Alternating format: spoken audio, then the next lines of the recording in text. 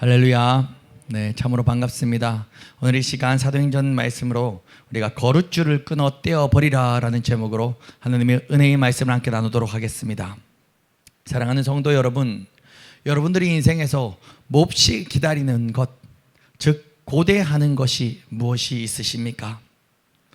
오늘 본문에서는 고대하는 두 부류의 사람들이 나옵니다. 한 사람은 하나님의 나라를 고대하는 사도 바울, 또 한 부류의 사람들은 나리 세계를 고대하는 베이 그 선원들과 선장과 선주, 그들은 무엇인가를 몹시 기다리지만 그 두 부류의 사람들은 고대하는 대상, 즉 표대가 달랐습니다. 오늘 우리는 어떤 표대를 바라보며 어떻게 고대하며 살아가야 하는지 하나님의 말씀을 함께 받도록 하겠습니다. 첫 번째, 나는 무엇을 고대하는가? 지난 말씀에 이어서 사도 바울이 타고 있었던 그 알렉산드리아호는 유라굴라 광풍을 만나서 이리저리 아드리아 바다를 그렇게 쫓겨가듯 이렇게 둥둥 떠내려가고 있었습니다. 어떤 구원의 여망마저도 보이지 않는 그런 처참한 환경이었고, 벌써 유라굴라 광풍에 쫓겨다닌 지가 14일이 된 때였습니다. 배에 탄 모든 인원들은 지금까지 아무것도 먹지를 못했습니다. 식량이 없어서도 아니고 이 둥둥 떠내려가는 이 여정이 얼마나 될지 모르니 식량을 최대한 아껴가지고, 이게 뭐 3개월이 될지 2달이 될지 1년이 될지, 그러니 식량을 최대한 아껴서 먹지를 못하고 있었습니다. 그런데 14일차 자정쯤 되었을 때 사공들은 짐작하였습니다. 그 사공들은 평생의 뱃일을 하던 사람들 아닙니까? 그러니까 지금 앞도 안 보이고 지금 여기가 어딘지는 모르지만 그 배의 항해사의 직감으로 땅의 냄새를 맡았던 것 같아요. 야, 여기 어디 근처에 육지가 있다. 육지 모래바람이 불어온다. 그 모래의 향이 지금 나고 있다. 그래서 그 선원들은, 사공들은 줄을 가지고 지금 우리 배가 떠 있는 이곳의 이 수심이 깊이가 얼마나 되는지 한번 지어보자 하고 줄을 내려서 그 바닷물 속의 깊이를 한번 지어봤습니다. 지어보니 첫 번째 지었을 때 깊이가 40m였습니다.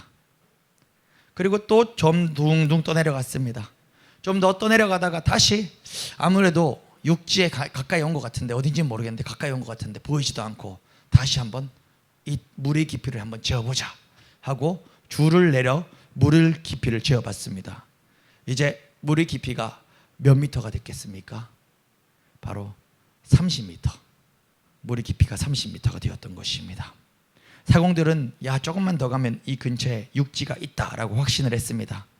그런데 여기서 또 까딱 잘못하면 지금 육지가 어딘지를 모르니 배는 컨트롤할 수 없으니 육지 가까이 왔다가도 다시 저 깊은 바다로 떠내려갈 수도 있는 이 상황에서 사공들은 너무나도 초조했습니다. 그리고 혹시나 이 배가 큰 암초에 걸려서 좌초될까 싶어. 왜냐면 제가 여러분 제 매형이 미군이에요, 미군. 근데 지금 미군이 용산기지에서 평택기지로 거진 다 옮긴 이유가 뭔지 아십니까? 이거 잘 몰라요. 저도 매형한테 들은 건 아니고 제가 목회자가 되기 전에 관세사를 준비했었거든요. 관세사, 무역하는 사람이에요, 이게. 근데 그 자격증을 준비를 하는데 그 준비를 하는 중에 저쪽에 그 다른 저기 도시에 이제 제가 미술할 때 알던 그 인맥이 있잖아요. 그 미술할 때 알던 인맥 중에 좀 잘 된 사람이 있어요. 승승장구하는 형이 있는데 그 형이 이제 어떤 한 도시 이름 저 기억하면 합천이었나? 합천 쪽이었던 것 같은데 그 도시에 그 대한적십자회 후원을 받아가지고 도시 벽화 프로젝트를 그 주체로 해서 딴 거예요.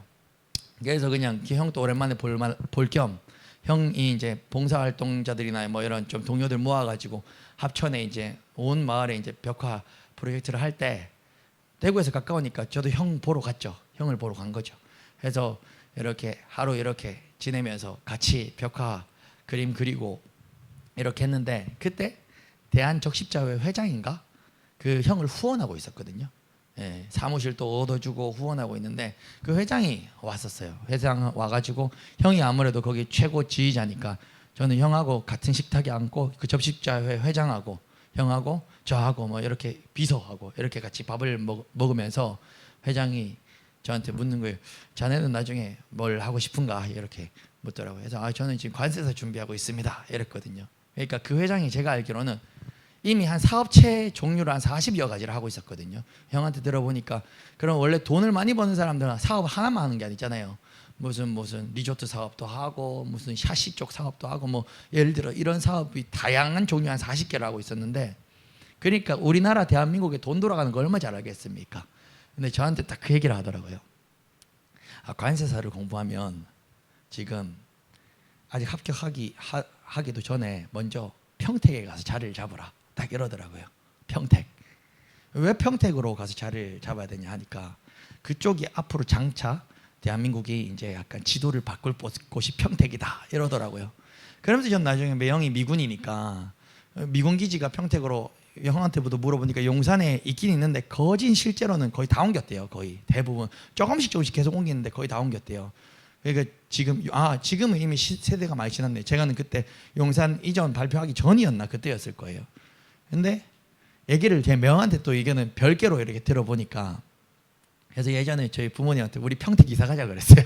여기 대구 다 팔고 그냥 경산 다 팔고 대구 다 팔고 평택에 가서 우리가 이제 살자. 매형도 미군이니까 나중에 이제 은퇴해도 평택 쪽에 일할 게 있을 거고 우리도 평택에 가서 자리를 잡자 미리 이렇게 했었는데, 근데 그 회장이 이미 평택 땅은 오를 대로 다 올랐다 하더라고요. 논밭들도 엄청나게 비싸대요.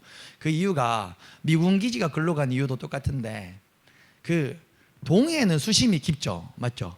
동해는 수심이 아마 절벽처럼 착 떨어져서 깊지 싶어요. 제가 조금 헷갈리는데 서해는 섬이 많잖아요. 우리나라 보면 동해는 섬 없잖아요. 서해는 섬이 많잖아요. 작은 섬들이 엄청 많잖아요. 그 섬이 많다는 게 수심이 동해처럼 이렇게 깊지가 않으면 무슨 문제가 생기냐면 무역할 때도 초대형 배라던가 미군 군함들이 들어오기가 힘들다는 거예요. 막 가까이 올 수가 있는 게 아니에요. 배들이. 저도 그때 알았어요. 그래서 우리가 보기엔 다 물이지만 그 서해가 또 수심이 되게 깊은 루트가 있고 좀 얕은 루트가 있고 해서 그 큰 배들은 이렇게 깊은 수심의 루트를 타고 항구로 들어온다는 거예요. 그냥 막 들어오는 게 아니더라고요. 저도 몰랐어요. 그러니까 뭐 작은 배는 막 들어오겠죠. 근데 큰 배는 우리가 위에서 보는 것 이상으로 밑에 깊숙하게 있잖아요. 그러니까 이게 얕은 수심으로 들어오면 오다가 암초에 걸려서 배가 다친다 이거죠. 그러니까 군함, 큰 무역선은 서해에서 수심이 제일 깊은 루트가 있는 쪽이 평택항이라는 거예요. 그래서 또 우리 성도 몇 명 없는데 명성도님 다음 주에 평택으로 이사 간다고 해버리면 저 골치 아픕니다. 그럼 이제 평택 따라갑니다. 네. 그렇다는 거예요. 제가 오늘 설교를 좀 이해하기 쉽도록 하기 위해서 그거를 좀 이제 배경 지식을 좀 말씀드리는 건데, 그것처럼 우리가 설교 핵심이 그래서 평택의 땅값이 오른다더라 이게 아니에요. 이것도 그 설교 끝나고 그거 기억하시면 안 됩니다. 이미 오를 대로 다 올랐대요. 소용없대요. 이미 이제 제가 듣기로는 현대 뭐 이런 대기업들 있잖아요. 거기서 논밭 같은 거를 지금 엄청나게 거의 다 매입을 해서 그때 만났을 때 회장이 이미 지금 많이 올라 있는 상태라서 지금은 땅 사고 이런 거는 조금 그렇다 이런 식으로 얘기를 하더라고요. 근데 앞으로도 거기가 조금 이렇게 가능성이 좀 큰 도시라고 하긴 하던데, 좀 이거 다른 얘기인데 웃긴 얘기 하나 해드릴까요? 이제 첫 사역지가 어디였는지 아세요? 첫 사역지가 안성이었거든요.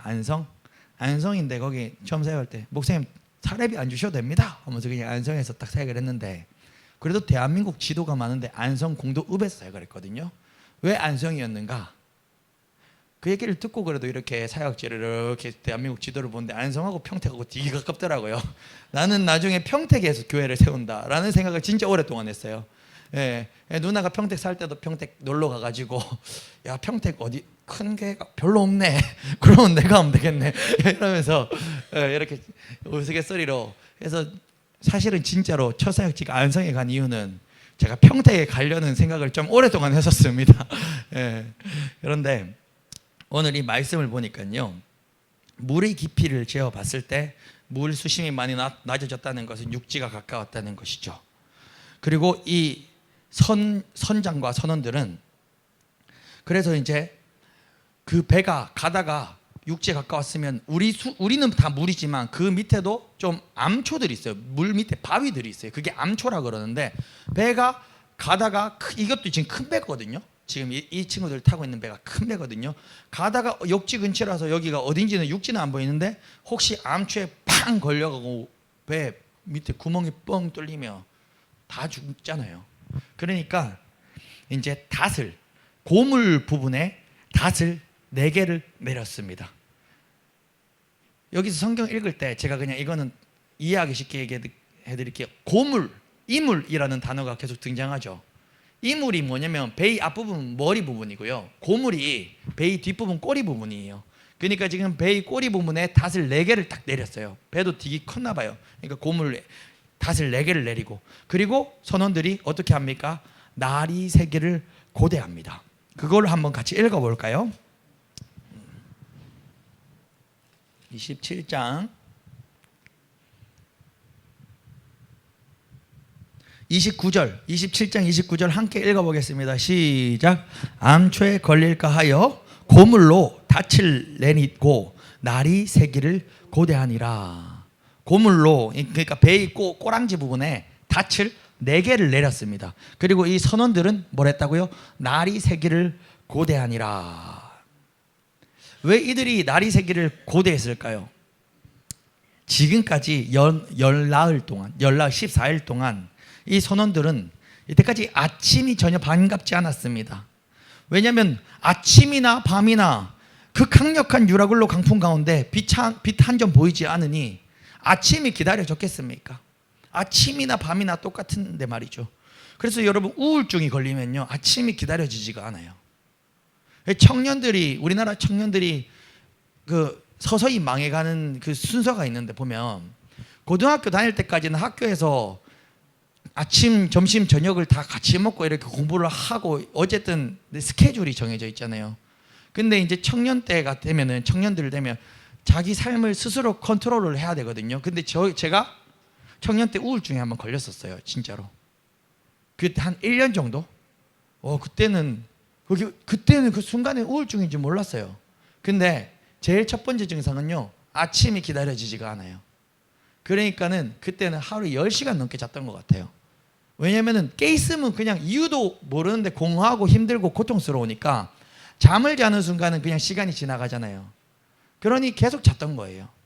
근데 이 문제가 뭐냐면은 그렇게 하다 보니 사이클이 어떻게 되냐면 아침이 기다려지지 않으면 어떻게 되냐면 깨도 또 자요. 깨도 또 자고 깨도 또 자고. 그러면 점심 때나 점심 넘어서 일어나요. 그러면 문제가 밤에 잠이 안 와요. 그러니까 또 밤에는 새벽에 자게 되고, 이게 반복이 되다 보면은 이게 거기서 빠져나오기가 힘들거든요. 근데 거기서 빠져나올 수 있는 방법은 아침이 기다려지는 거죠. 그 어떻게 아침이 기다려집니까? 삶의 희망, 예수 만나면 아침이 기다려지고 예수 만나면 거기서 빠져나올 수 있는 것입니다. 근데 이들도 아침이 기다려지지 않았어요. 그런데 갑자기 열나흘째 되는 이날, 이 사공들은 갑자기 아침이 기다려지는 것입니다. 성경에서 무슨 단어를 씁니까? 고대하다. 이 고대하다는 단어가 얼마나 우리가, 제가 아까 찬송 그거 왜 불렀는지 아세요? 두 번째 찬송 이름 뭐더라? 오랫동안 고대하던, 고대하다는 이 단어, 선원들이 지금 고대하는데 무엇을 고대했단 말입니까? 이들은요 지금 바닥에 물을 깊이를 재어보니 40m였다가 이제 이게 30m가 되니까 야 이제 육지가 다 왔구나, 살 수 있겠구나 하고 고대하는 것이에요. 그래서 이때까지는 아침이 안 기다려졌는데 14일째 되던 날 이 선원들은 누구보다도 가장 눈이 초롱초롱해서 아침을 기다렸던 것이죠. 그런데 문제는 말입니다, 이 선원들이 고대함은 하나님이 기뻐하시는 고대함이 아니었습니다. 사공들은 날이 새면, 아침이 되면 도망칠 계획을 가지고 있었습니다. 그래서 사공들은 베이 이물이 어디라고요? 베이 앞부분에 가가지고 닻을 내리는 척하면서 뭐를 내렸나 하니 거룻배를 내립니다. 거룻배가 여러분 뭔지 아세요 혹시? 이것도 설명을 해드릴게요. 아까 평택항 얘기 나왔으니까 평택항에 항공모함이 먼저 들어왔어요. 항공모함, 미 항공모함. 항공모함 뭔지 아시죠? 우리나라 하나 섬만한 게 둥둥 떠다니는 거예요. 근데 그 항공모함은 평택항에 정박할 수 있을까요? 못합니다. 그건 너무너무 커서 못 들어와요. 거기는. 그러면 항공모함에 있는 선원들이 평택항에 내리려면 뭘 타고 뭐 타고 들어오는지 아세요? 좀 작은 배에 옮겨 타고 들어오는 거예요. 예. 그게 바로 거룻배라는 것입니다. 그 거룻배는 다양한 용도로 쓰이는데, 큰 배에, 그 타이타닉 영화 보셨죠? 타이타닉. 안 그냥 설명해 드릴게요. 큰 배, 옛날 그 나무로 된 큰 배, 밧줄 같은 걸로, 거룻줄로 배 옆쪽이나 앞뒤 좌우에 쉽게 말하면 나룻배가 매달려 있는 거예요. 나룻배가. 예. 그래서 이걸 뭐 도르래를 내리든지 쭉쭉쭉 내리면 여기 큰 배에서 나룻배가 쭉쭉쭉쭉 밑으로 내려갑니다. 그러면 이제 사람들은 거기를 타고 좀 여기 육지랑 조금 떨어져 있어도 육지로 그 작은 배를 옮겨 타고 육지로 들어갔다 나오던가, 또 이건 언제 쓰이냐면 위급 상황 때, 이 큰 배가 지금 침몰하게 생겼으면 거룻배를 띄어서 탈출을 할 때 쓰는 것, 그런 용도로 쓰는 게 이 거룻배인 것이죠. 근데 이 사공들은 뭐가 문제였냐면, 이들이 아침이 날이 새기를 고대했다 그랬잖아요. 근데 사공들은 바울을 통해 전해들은 하나님의 구원의 약속보다도 지금 거룻배를 더욱더 신뢰하였던 것입니다. 그렇게 자신들의 방법으로 하나님의 종, 그 사도 바울의 말씀을 듣지 않고 그렇게 베닉스로 가자 해가 이 사람들이 철저하게 망해놓고, 또 다시 하나님의 말씀이 아니라 자신들이 거룻배를 보고 인본주의적인 방법으로 살아남으려고 지금 잔머리를 돌리고 있다 이거죠. 왜냐하면 27장 24절 오늘 읽지 않았지만 지난주 본문이었습니다. 그 24절 말씀 한 목소리로 읽어볼까요? 시작. 바울아, 두려워하지 말라. 네가 가이사 앞에 서야 하겠고 또 하나님께서 너와 함께 항해하는 자를 다 네게 주셨다 하였으니, 지금 하나님이 사도 바울에게 276명을 싹 다 바울에게 맡겨주셨다, 결국 다 살 것이다 라고 이미 말씀하셨잖아요. 바울을 통해서 그 얘기를 들었잖아요. 근데도 육지의 냄새가 맡아지니 한번 망한 정적이 있는데 또 자신들의 잔머리로, 자신들의 인본주의적인 방법으로 거룻배를 타고 한번 도망쳐보자, 그러면 우리는 살 수 있다 라고 하고 있는 거예요. 사공들이. 결국 사공들은 세상을 의지하는 바로 세상 사람들과 같습니다. 세상 사람들은 인생을 항해하다가 어려움이 생기면 구원의 여망마저 잃은 채 인생을 포기해버리곤 합니다. 그런데 자신의 인생을 그렇게 포기하려 하다가도 육지에 다다른 것처럼 보이면 또 자신이 망각했던, 그렇게 자신이 실패봤던 그 인본주의적인 그 방법으로 다시 한번 더 잘 되기를, 제 길을 꿈꾸더라 이거죠. 세상에 사업하는 사람들 다 보세요. 아침이 고대되는 사람이요, 주님 만난 성령 받은 자들이 있고요. 그리고 또 아침이 고대되는 사람이 누군지 아십니까? 제가 보니까 세상에서 이제 큰 사업하는 사람들 좀 만나보잖아요. 그 사람들은 아침에 잠이 없어요. 세상에 성공한 사람은 다 아침에 일찍 새벽 5시, 4시부터 일어난다고요. 그들도 바로 고대하는 거죠. 돈 벌 고대, 자기 사업 확장할 고대. 그러니까 지금 세상 사람들은 아무리 아침에 부지런하게 일찍 깨도, 일찍 깼는데 세상에서 성공할 고대함으로 일찍 깨면은 그거는 결국은 좀 가난하게 살다 가나 부자로 가나 결국 둘 다 지옥이에요. 그 꼭 이 사람들이죠. 이 사람들. 아침이 고대되긴 했는데 거룻배 타고 도망갈 기대함으로 고대했던 사람들. 그게 바로 지금 이 세상에서 성공한다는 사람들 아닙니까? 기업 운영한다는 사람들 아닙니까? 그 사람들 잠 없어요. 뭐 3시간 4시간 자고 일한대요, 성공하려고. 근데 그게 뭔지 아세요? 거룻배라고요. 그게. 그거 타고 가본들 하나님이 유라궁을라 강풍을 지금 주관하고 계신데 육지로 갈 수 있겠습니까? 제일 안전한 게 지금 어딘데요? 지금 여기서 지금 성령이 계시는 곳이 어딘데요? 성령이 계신 곳은요, 그 거룻배가 아닙니다. 알렉산드리아 호, 통제도 안 되고 컨트롤도 안 되고 여기저기 구멍이 나서 물이 새는 것 같아도 주의 성령이 그곳에 거하시면 그곳이 제일 안전한 곳이라고요. 그런데 지금 세상 사람들은 마치 이와 같은 것이 아닙니까? 사랑하는 성도 여러분, 여러분들은 지금 오늘 이 시간 이 자리에서 무엇을 고대하고 계십니까? 육지에 가까워진 줄 알고 거룻배를 띄워 도망치고자 혹시 날이 새기를 고대하고 계십니까? 아니면 로마서 8장 18절에서 19절 말씀처럼 제가 읽어드립니다. 생각하건대 현재의 고난은 장차 우리에게 나타날 영광과 비교할 수 없도다. 피조물이 고대하는 바는, 내가 고대하는 바는 하나님의 아들들이 나타나는 것이니. 여러분, 우리는 거룻배를 띄어 도망가기를 고대하십니까? 이 고통을. 아니면 하나님의 아들들이 나타나시기를 고대하십니까? 현재의 고난, 현재 알렉산드리아 호가 만난 유라굴라 강풍은요, 장차 우리에게 나타날 영광과는 비교할 수도 없다는 것입니다. 그리고 로마서에서 이 성도들은 고대합니다. 하나님의 아들들이 무한히 나타나는 것을 고대하는 것입니다.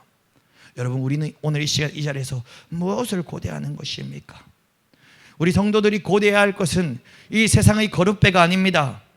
우리가 고대해야 할 것은 오직 우리 생사화복을 주관하시며 우리를 구원하실 영원한 왕, 오직 예수 그리스도, 그분뿐인 것입니다. 빌립보서 3장 19절에서 20절 말씀, 그들의 마침은 멸망이요 그들의 쉬는 배요 그 영광은 그들의 부끄러움에 있고 땅의 일을 생각하는지나 지라.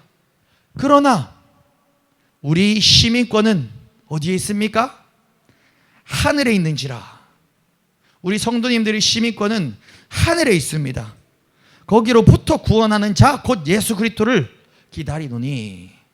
우리가 고대하는 것은 우리 시민권이 이제 하늘에 있는 이상 우리는 오직 우리 주 예수 그리스도만을 고대하는 것입니다.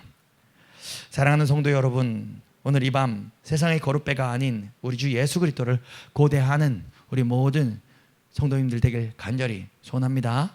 네. 두 번째, 거룻줄을 떼어버리라. 하나님의 사랑, 하나님의 사람 그 바울은 사공들이 이상하다, 지금 사공들이 지금 헛된 생각을 하고 있다라는 것을 바울은 눈치를 챘습니다. 그리고 바울은 백부장에게 얘기를 해주었습니다. 백부장이요 율리오요, 지금 이 사공들이 배에 있지 아니하면 지금 나머지 모든 사람들이 구원을 받지 못하리라. 다 죽을 것이라. 배를 컨트롤, 그래도 배를 운전하는 기술이 있는 자들이 지금 저들 뿐인데 저들이 도망가려고 한다라고 얘기를 해준 것이죠. 그 이야기를 들은 군인들은 사공들이 타고 탈출하려 하였던 그 거룻배를 매달고 있는 그 밧줄, 이를 거룻줄이라고 합니다. 그 거룻줄을 칼로 끊어 버렸습니다. 거룻배는 다 떨어져 나간 것이죠. 사랑하는 성도 여러분, 우리는 인생에서 너무나도 많은 짐을 지고 있습니다. 우리도 인생에서 너무나도 많은 거룻배들을 가지고 있는 것 같습니다. 그런데 그 무거운 짐들을 오늘 예배 현장 가운데 조금 내어 버리기를 간절히 소원합니다. 우리는 그 거룻배들을 버리는 대신 우리 배에 함께 타고 계신 선장 대신 하나님만을 좀 더 의지하자고요. 하나님을 의지하면 그깟 거룻배가 뭐가 필요하겠습니까? 배의 육지에 다가오자 많은 사람들이 자기 힘으로 한번 살아보겠다고 거룻줄에 매달립니다. 나는 살 것이야. 거룻줄이란 뭡니까? 쉽게 말하면 작은 구명보트 같은 것 아닙니까? 그리고 그 구명보트를 연결해주는 선이 거룻줄 아닙니까? 그러나 바울은 군사들에게 거룻줄을 끊어버리라 라고 말씀합니다. 왜냐하면 배 안에 그 사람들이 그러니까 군인들도 살아야 하지만 그 선장과 선원들도 그 배 타고 나가면 그들은 살아남는 게 아니라 그들도 다 죽는 거거든요. 바울은 그걸 알았거든요. 그러니까 그 선장과 선원들, 그들도 사랑하기 때문에 바울은 그들도 살리고자 그거 타고 가면 죽는 거다 이 바보야 하고 율리오한테 얘기를 한 것입니다. 나 자신의 노력과 경험으로 이제 풍랑에서 구원받겠다고 거룻줄에 매달려 보면 그렇게 생명을 보장받을 수 있겠습니까? 내가 한번 이 율라굴라 강풍을 거룻배를 타고 한번 돌파해보자 하면 살아날 수 있겠습니까? 하나님의 구원의 약속을 신뢰하지 못하고 자기만 살겠다고 도망치려는 선원들의 길을 바울은 막았습니다. 오히려 하나님의 말씀에 의지할 때 하나님의 구원을 우리 모두는 경험할 수 있는 것입니다. 우리의 삶을 지탱해 줄 것이라는 거룻줄을 우리는 모두 가지고 있습니다. 우리가 살아가는 동안에 내 지식, 내 경험, 이런 모든 것들이 나의 거룻줄이 될 수 있는 것입니다. 여러분 지금 이 순간 내가 하나님의 말씀보다도 혹시 더 의지하는 세상의 들리는 소리들 없으십니까? 그게 바로 우리의 거루줄인 것입니다. 우리가 만약에 하나님보다 지금 내 인생에 더 소중한 무언가가 있지 않습니까? 그것이 바로 오늘 이 말씀에 등장하는 거루줄이라는 것입니다. 오늘 또 나의 삶을 지탱해 줄 것이라고 붙잡고 있는 그 세상의 거루줄, 오늘 이 밤에 우리 모두 끊어버리시기를 간절히 소원합니다. 여러분, 내 힘이 남아있을 때, 그리고 도망갈 길이 여전히 남아있을 때, 내한테 거룻배가 여전히 있을 때, 그때는 하나님께만 매달리기 참 어렵더라고요. 그러나 도망갈 거룻배조차 없을 때, 이제 피할 길이 도무지 이 세상에서 없을 그때, 망해도 적당히 망한 게 아니라 완전히 망했을 그때, 사람들은 하나님만 찾게 되더라고요. 인간이 일말의 인본주의적인 희망과 기대를 끊을 때 오히려 하나님께만 더욱더 매달릴 수 있고 하나님만 더욱더 의지할 수 있음에, 그때가 바로 하나님이 일하실 때임을 고백합니다. 그러기 위해 오늘 이 시간 내게서 끊어 떼어 버려야 하는 거룻줄은 무엇인지 오늘 기도하며 하나님께 묻는 그런 시간이 되시길 간절히 소원합니다. 마지막 세 번째, 거룻줄을 끊어 떼어 버리니 이제 276명의 모든 사람들이 어쩔 수 없이 한 마음 한 뜻으로 모일 수밖에 없었습니다. 왜냐하면 다른 길이 없거든요. 도망갈 다른 길이 없거든요. 결국 이들은 모두가 다 같이 사도 바울의 지도를 따를 수밖에 없었습니다. 이제 다른 생각하느니 없이 살아도 같이 살고 죽어도 같이 죽는 그런 공동체가 되었습니다. 저는 여담으로 우리 성림교회가 그런 교회 되기 소원합니다. 누구 되게 혼자 힘든 사람 없고 우리 다 한 가족 되어 서로 하나 연합되어 돕고 해서 살아도 같이 살고 죽어도 같이 죽고. 근데 안 죽어요. 왜냐하면 예수님이 이 안에 주인 되시는데 어떻게 죽습니까? 그러니까 살아도 같이 살고밖에 없는 겁니다. 그렇게 되기를 간절히 소원합니다. 근데 그 과정 가운데는 거룻배를 떼어버리는 고통이 있을 수도 있겠죠.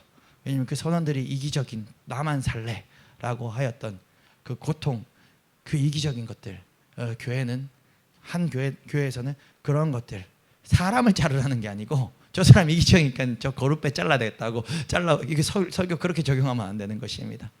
근데 우리에게 욕심, 우리 이기심 이런 것들을 이 교회에서는 그 거룻줄을 하나 둘 잘라 한 사람 한 사람 계속 제자 만들어 가야 되는 것이겠죠. 그리고 거룻줄을 끊은 후에 이제 아침을 맞이했습니다. 바울은 사람들을 다 모았습니다. 그리고 지금까지 식량을 아끼기 위해 한 끼도 먹지 않았는데 모든 사람에게 배불리 배 터지게 먹도록 다 음식을 나눠줬습니다. 이것은 14일 만에 먹었던 첫 음식이었습니다.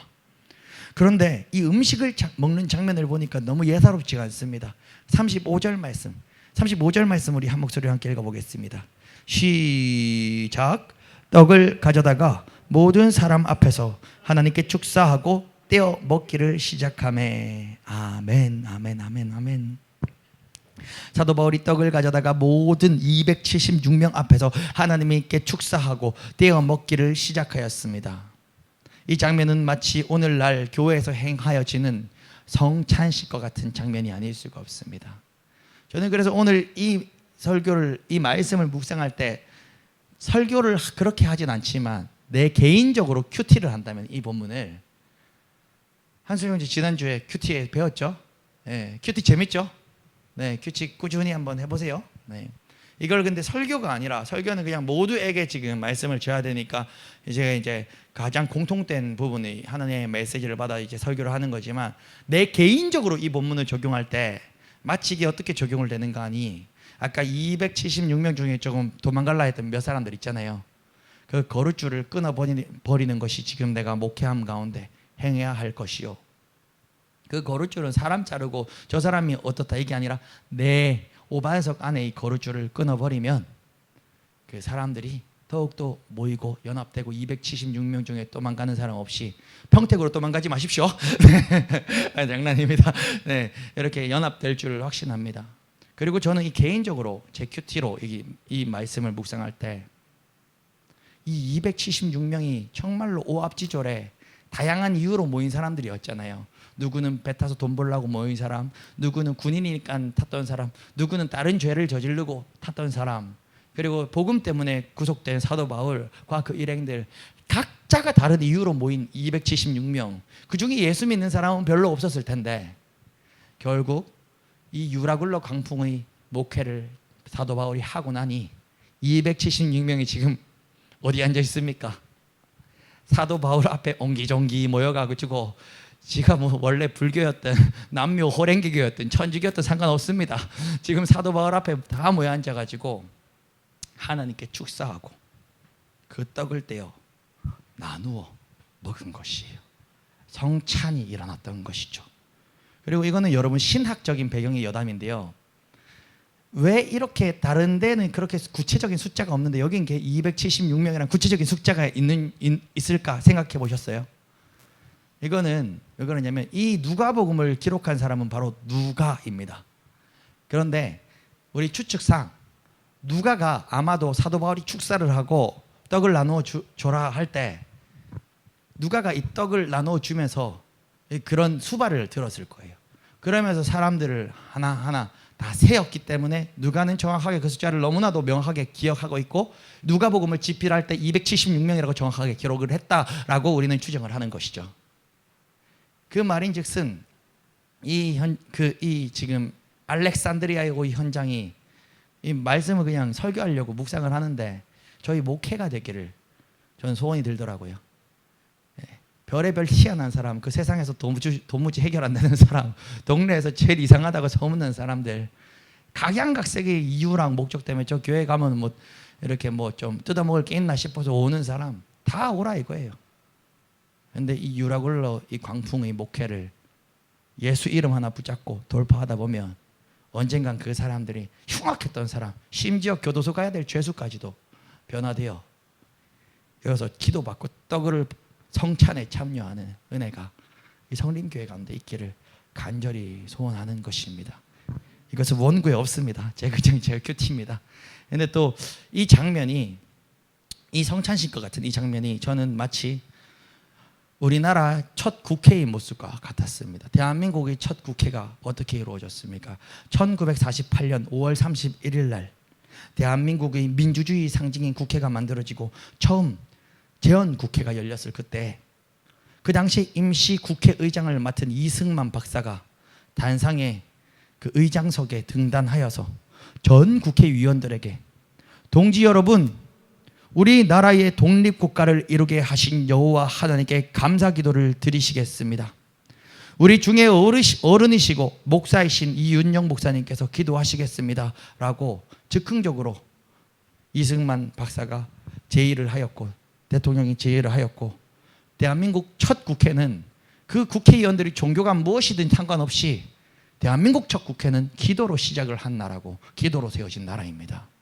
그 장면이 마치 이 배 276명 그들이 종교가 무엇이든 상관없이 지금 이 바울 앞에 앉아 기도받고 떡을 떼어 먹는 장면과 우리나라의 시작이 저는 또 오버랩이 되는 것이죠.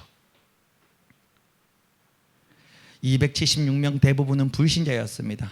그러나 사도 바울과 함께 하시고 그를 인도하시는 하나님의 손길을 그 276명은 자기 종교가 무엇이든 간에 보일 수밖에 없었습니다. 그래서 사도 바울이 인도에 이 276명은 모두 순종할 수밖에 없었던 것입니다. 모든 이 배에 함께 탄 자들이 다 안심하고 이제 그 기도하고 떡을 받아 먹었습니다. 그리고 얼마나 배부르게 먹었는지 이제는 먹고 남은 그 밀을 이때까지 아껴가지고 못 먹었는 이 밀을 다 싹 다 바다에 갖다 버렸습니다. 왜냐하면 배를 가볍게 하기 위해서였죠. 그리고 다음 날 아침이 밝았습니다. 어느 땅인지는 모르지만 이제는 육안으로 육지가 보이는 것입니다. 저쪽에 멀리 보니 경사진 해안으로 된 항만이 눈에 보이는 것입니다. 배의 사람들은 그곳에 배를 댈 수 있는지 의논을 했습니다. 그리고는 닻을 끊어서 바다에 버려버리고 동시에 막 키를 풀어가지고 그리고 이제 바람을 받는 돛을 달고 해안을 육지를 향하여 배를 막 밀어 운전을 하는 것입니다. 그렇게 해안을 향해 가다가 이 배가 이 아까 말했죠, 수심이 얕은 데가 있다고. 거기에 있는데 모래톱에 걸려서 배가 멈추게 됩니다. 좌초되게 되는 것이죠. 그래서 배 머리는 모래톱에 탁 걸려가지고 꼼짝도 못하고, 배의 꼬리는 거센 파도, 벅벅 치는 파도에 꼬리가 깨어져가지고 지금 배의 뒷부분은 부러져서 깨어져가지고 곧 이제 배가 이제 침몰하기 일보 직전이 되었습니다. 그때 군인들이 급하게 회의를 했습니다. 군인들이 제일 큰 죄가 뭔지 아십니까? 자기가 지키는 죄수를 잃어버리는 거예요.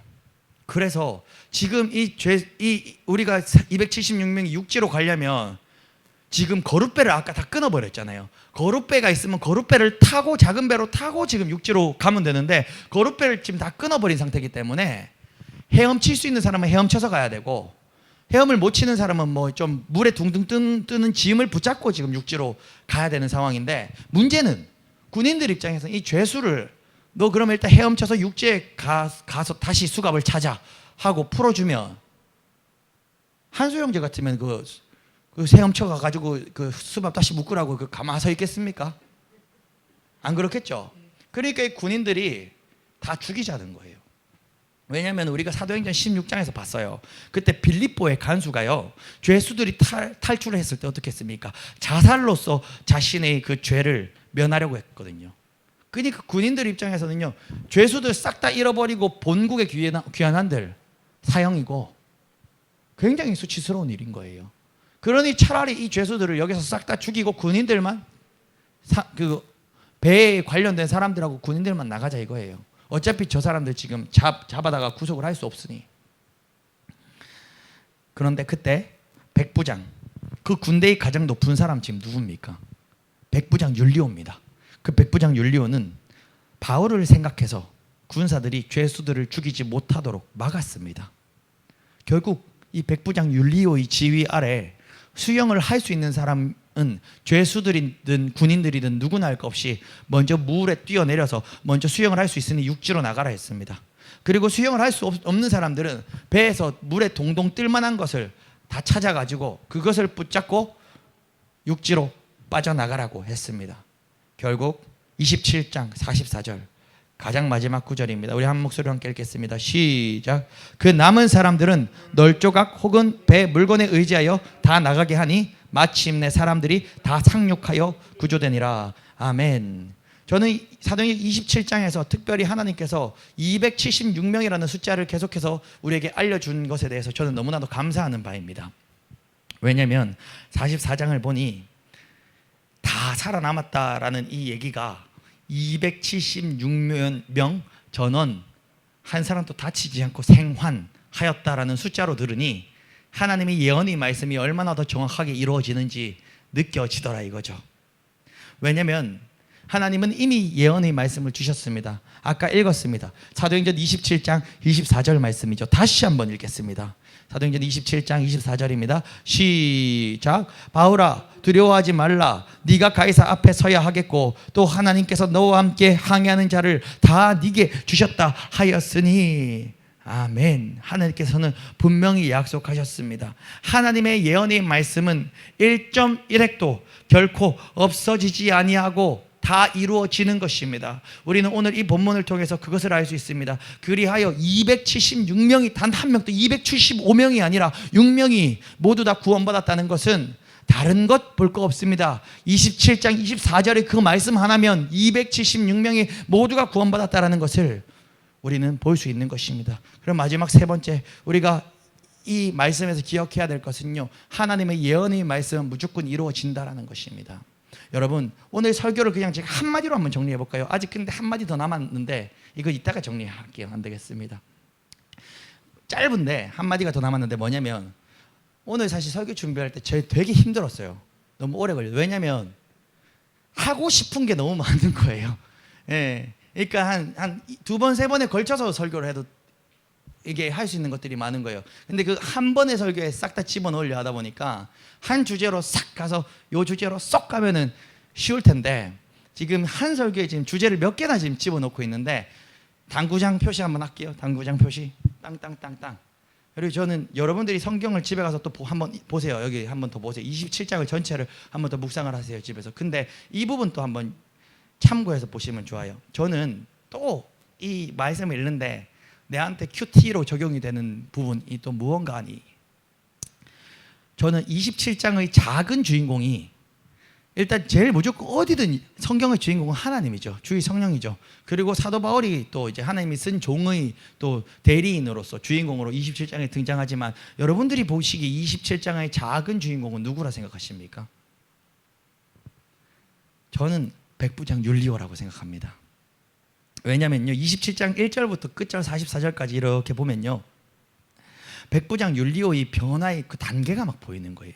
맨 첫 절에 보면요, 백부장 율리오는 사도 바울을 그래도 좋게 생각해서 배려를 해줬잖아요. 기억나시죠? 지난주 설교 들어보면. 그래서 친구들도 좀 만나라. 네가 죄수긴 하지만 친구들을 만나게 해주고, 죄수지만 죄수답게 취급을 안 했단 말이에요. 백부장 율리오는 그래도 사도 바울에게 긍정적인 마음을 좀 가지고 있었죠. 그런데 백부장 율리오는 11절이 되어서 어떤 결단을 합니까? 선장과 바울의 의견이 충돌될 때 그 백부장 율리오가 사실 저랑 너무 비슷한 사람이란 말이에요. 바울이 나쁘지는 않고 바울이 좋은데, 바울을 조금 신뢰하기도 하는데, 근데 우리 다 교회 다니고 예수님 좋아하고 주님 안에 있는데, 우리 교회 다니는 사람들도 목회에 보면 갑자기 성도님들이 울면서 와요. 목사님, 아무래도 저 내 속아가지고 사기 당한 것 같다고. 저기 집 저 집이 되게 싸게 나왔다 해가지고 사긴 샀는데 저 뭐 다 묶여있고 아무 때도 못 쓰게 생겼다고. 우리 교회 다니는 사람 순박하단 말이에요. 막 율리오처럼. 그러니 교회를 다니고 성령을 따르고 예수를 믿는다고 하지만 세상의 전문가들이 샬라샬라하면 그거 휙휙 넘어간단 말이에요, 우리가. 그래가지고 율리오도 그랬잖아요. 그래서 미항에 머물러 있자 했는데 바울은 베닉스로 가자는 선장과 선원들이 말해, 그게 합리적이네. 그래서 우리 그리스도인들은 뭐라고요? 합리적이고 논리적인 거 따라가는 게 아니라 성령 따라가는 게 예수 제자들이다. 율리오와 그런 좌절의 시간들이 있었어요. 그런데 율리오의 그 다음 변화 지점이 어딘지 아십니까? 바로 거룻줄을 끊어버렸을 그때예요. 저는 사실 그 부분부터 율리오를 포커스를 맞춰서 설교를 할까 하다가 오늘 그냥 핵심 주제에 그냥 너무 이것저것 섞으면 헷갈리실까 봐 뺐어요. 근데 율리오의 그 심경의 변화는 바로 거룻줄을 끊었을 때예요. 왠지 아십니까? 그 선장 선원들이 바보겠습니까? 얼마나 달콤한 얘기로 마치 사도행전 27장 11절에 율리오를 설득했던 것처럼, 무슨 소리냐고, 지금 도망가는 거 아니라고. 도망가는 게 아니라 지금 이 거룻배로 뛰어가지고 저기 육지가 있는 것 같으니 정탐을 하고 와야 지금 이 배를 운전해가지고 그쪽으로 갖고 갈 수 있지 않겠냐고 라고. 그 성경에는 안 나와 있지만 추론을 해보면 선장과 선원들이 바보가 아닌 이상이야 율리오를 그렇게 설득 안 했겠습니까? 근데 율리오가 이제 베닉스 사건 때 한번 호되게 한번 당했잖아요. 호되게 당하니까 이제는 내가 세상의 논리적인 선장과 선원들, 세상의 이론을 쫓아가지 아니하고 성령의 사람 바울의 말을 쫓아야 되겠다 하고, 왜냐하면 거룻줄을 끊는 거를 여러분들이 얼마나 심각한 얘기인지 모르지만 지금 상황이 그렇잖아요. 배가 육지에 왔는데 거룻배가 없으니까 못 내려가는 거예요. 지금 죽을 수도 있는 상황이에요. 결국 거룻배가 없어서 율리오는 자기가 죽게 생겼어요. 왜? 거룻배가 없어서, 근데 죄인들을 육지로 보내야 되는데 거룻배가 있으면 죄인들을 그냥 보내면 되는데 거룻배가 없으니 죄수들을 다 죽이지 않고서는 육지로 데리고 갈 수 있는 방법이었고, 만약 죄수들을 놓쳐버렸다, 육지로 갔다, 그러면 자기 율리오는 본국에 귀환해도 사형이에요. 무슨 말씀인지 아시겠죠? 그러니 율리오는 지금 제가 그냥 약간 지나갔는데, 정말 율리오 입장으로 말씀을 해석한다면 율리오의 심경의 극적인 변화는 거룻줄을 끊어버릴 그때였어요. 거룻줄을 끊는 거는 자기 생명줄 끊는 거랑 똑같은 건데, 왜 끊을 수 있었냐? 성령의 의지에서, 성령의 사람 바울의 의지에서 율리오는 그걸 끊어버릴 수 있었던 거예요. 그리고 마지막 장면, 모든 군인들이 죄수들 도망가면 우리 어차피 배에서 죽나 귀환해서 죽나 똑같습니다. 백부장이시여, 다 죽입시다. 근데 율리오는 그때 어떻게 예, 하죠. 다 수갑 풀어줘라. 수갑 다 풀어줘라. 이거는 제 해석입니다. 제가 율리오라고 해석을 하면서 큐티를 한다면 저는 내가 율리오라면 이 고백을 할 수밖에 없는 거예요. 내가 만약 이 죄수들 몇 명 놓쳐가지고 본국에 귀환해서 사형을 당한다 할지라도 나는 사도 바울을 만났고 이제 예수를 알았고 나는 영원한 천국이다. 죄수들 다 풀어줘라. 저는 이렇게 생각해 보는 거예요. 그러면 딴 놈 다 죽이고 바울만 풀어주면 되지. 바울은 딱 율리오가 봐도 도망갈 사람 아니잖아요. 근데 율리오는 왜 다른 죄수들까지 싹 다 풀어서 수용하게 해줬는가? 율리오가 예수를 만나지 않았을까요? 율리오가 살아계신 예수를 이제 경험하지 않았을까요? 그러니 혹 그 죄로 내가 본국에 귀환당하여 사형당한다 할지라도 나는 이제 거룻배를 고대하지 않는다. 나는 이제 하나님 나라를 고대한다 라고 하지 않았겠습니까?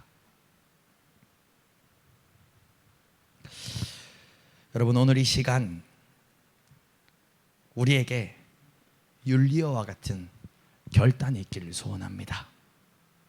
거룻배를 끊어버릴 때, 거룻줄을 끊어버릴 때, 그때 하나님 내게 더 강력하게 말씀하시고 찾아오십니다. 여러분, 우리가 의지할 것은 눈에 보이는 거룻배가 아닙니다. 사도행전 27장 24절에서 예언하셨던 하나님의 말씀, 그 말씀을 의지할 때 우리는 사는 것입니다. 마지막 말씀을 정리하겠습니다. 이거 한 가지 기억하고 돌아가시기 소원합니다. 나 오반석은 이제 더 이상 거룻줄을 붙잡지 않을 것이며 거룻배를 고대하지 않을 것이다. 나는 사도행전 27장 24절에서 주가 내게 주신 예언의 말씀, 생명의 말씀, 진리의 말씀만을 의지하여 살아갈 것이다. 이것이 여러분들이 결론 되시길 간절히 소원합니다.